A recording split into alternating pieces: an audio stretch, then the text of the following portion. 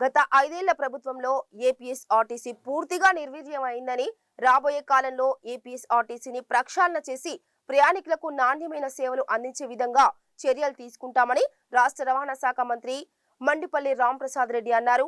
అన్నమయ్య జిల్లా రాయచోటి ఆర్టీసీ బస్టాండ్లో 9 నూతన ఆర్టీసీ బస్సులను మంత్రి రాంప్రసాద్ రెడ్డి పూజలు చేసి రిబ్బన్ కట్ చేసి జెండా ఊపి ప్రారంభించారు. మంత్రి రాంప్రసాద్ రెడ్డి బస్సు టికెట్ కొని 3 కిలోమీటర్ల మేర బస్సులో ప్రయాణించారు.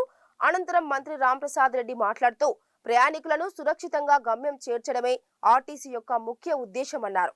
రాబోయే రోజుల్లో ప్రయాణికుల కోసం మరిన్ని నూతన బస్సులు ప్రారంభించడం జరుగుతుందన్నారు.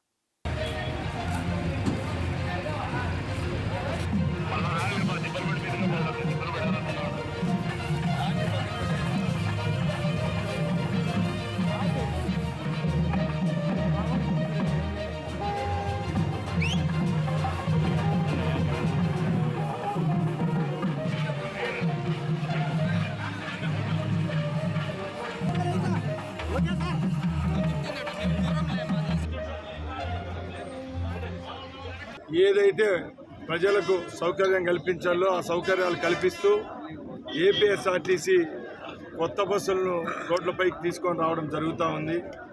ముఖ్యంగా గత 110 రోజుల నుంచి సగటు రోజుకు 2 బస్సులు లెక్కన ఏపీఎస్ఆర్టీసీ నూతనంగా బస్సులను ప్రారంభించడం జరుగుతూ ఉంది. ప్రజలు ఒకటే గుర్తుపెట్టుకోవాలా, ప్రజల కోసం ఏర్పడిన ఈ ప్రభుత్వం ఇది. ముఖ్యంగా గత 5 సంవత్సరాల్లో ఏపీఎస్ఆర్టీసీ పూర్తి నిర్వీర్యమైనది. ముఖ్యంగా 5 సంవత్సరాలు ఎక్కడా కొత్త బస్సులు తేవడం జరగలేదు. ఇప్పుడు మా ప్రభుత్వం ఏర్పాటైన తర్వాత ఏపీఎస్ఆర్టీసీలో ప్రక్షాళన మొదలైంది.